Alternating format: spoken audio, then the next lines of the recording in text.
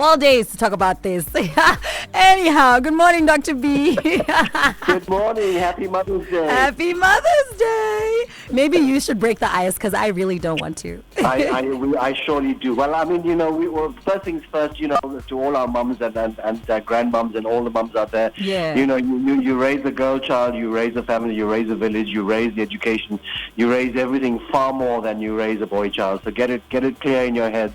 Girls are really important and mums are really the most important things in our lives. And we're going to be talking about something that happens to all mums as they age, and that is the dreaded menopause. And it's really something that many women actually fear and get really anxious about. And I want to try and talk about things the way we do them naturally now. Remember, I'm a heart specialist. I'm a clinical pharmacologist. I'm not an obstetrician, but I like to do things naturally. And whether you dread it or welcome it, reaching menopause, which I guess if we define it, it's going 12 months without a period, is an inevitable life stage for every woman. And the average age is about 50, I guess, and you can get it a little bit earlier and very rarely a little bit later. But and a transition just before menopause, when the periods become slightly irregular, we call it in medicine perimenopause. So you're just about to enter into that dreaded time of your life. And I like to say, you're going between the morning and the afternoon of your life. And certainly for women going through this, the rules are pretty different in terms of menopause. So it's really important to understand that there are lots of natural things you can do, Zoo. People reach out for, medicinal preparations, for hormone supplements, to replace the dwindling hormones in your system that keep you alive, healthy, and springing with life. As they diminish, people want to replace them. But we found, some of these things are not without side effects, like all medicines. And it's a natural process. Remember, just like pregnancy, it's not a disease, but it comes with issues.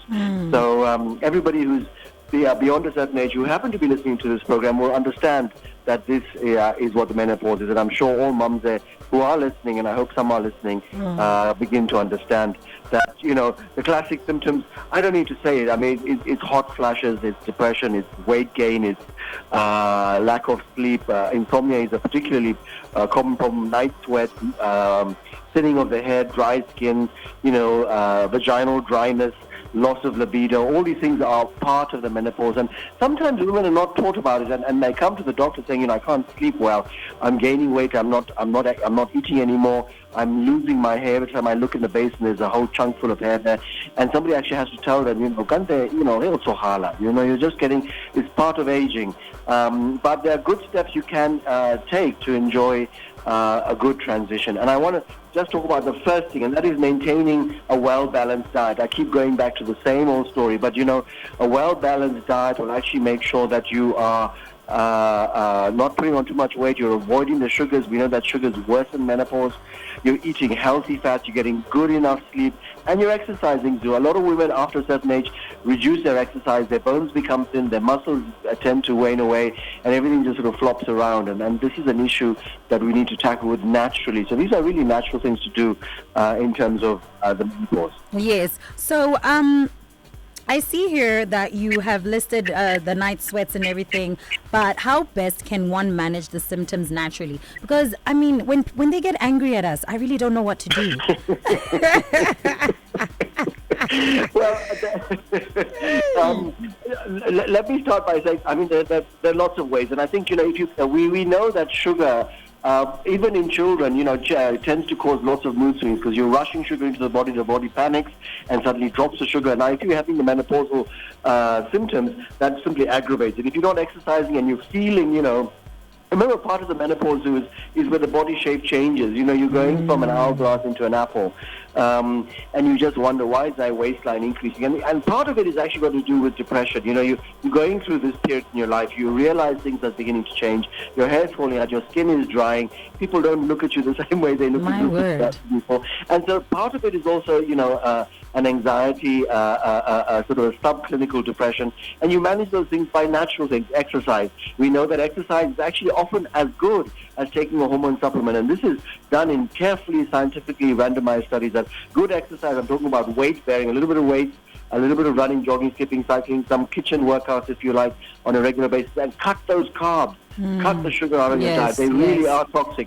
And getting enough sleep. I know that women who go into the menopause often suffer from lack of sleep. And, not watching too. We've talked about this before, getting a good night's sleep by making sure you're not taking too much coffee, make sure you're not taking too much alcohol, make sure you're not doing too much of those digital devices that we have.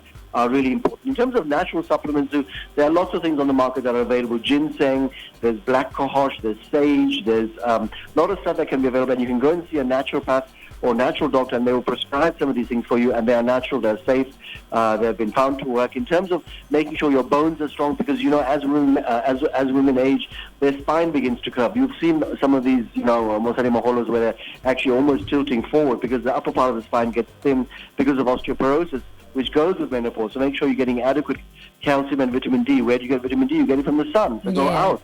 All right. You get it from eggs. And avoid those refined sugars that we've talked about. Okay, so remember what I said to you earlier. So we're going to pause a little and we'll continue with just little pointers and any questions that the listener has. So just hold on for me and Dr. B. Listen, we're talking menopause. We know it's Mother's Day. Don't kill us. We're just letting you know what to look forward to.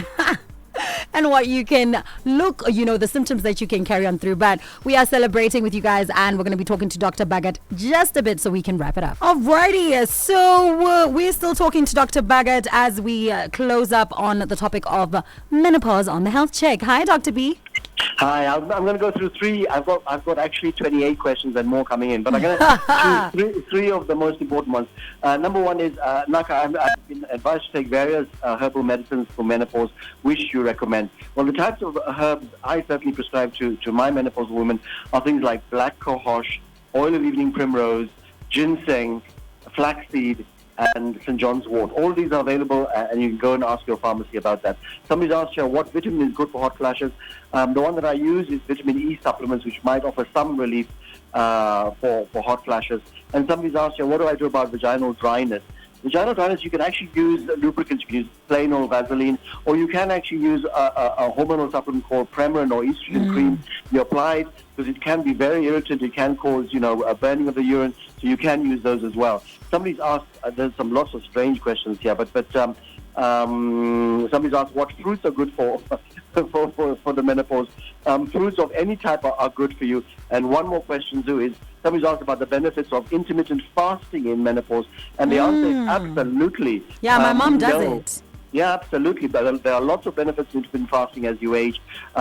More energy, more weight loss, a better control of hunger, increase in lean muscle, stronger immunity, protection against lots of diseases, including cell renewal, reduction in stress, improvement on insulin sensitivity, less depression. I can go on and on. Greater cognitive dysfunction. So those of you who are menopause or not, think about intermittent fasting. We talked about it before, or we call it time-restricted eating. So there's definitely intermittent fasting, something you could do for menopause and beyond. That is awesome, Dr. B. Well, I know that they'll be able to get more information from you from the Heart Foundation on Facebook. Absolutely. Yes. And next week we're going to be talking about the male equivalent, which is called the andropause. Does it exist or is it a myth? It does exist. I think it very much so exists, Dr. B. See you next week. All right, see you next week. So that's it from me and Dr. Bhagat as we shut down the health check. We were talking menopause. Imagine, on Mother's Day. But it is quite important for you to know your health, the health of your mother, and the health of those around you. We thank you so much, Dr. B, for obviously giving us all of that knowledge. Now,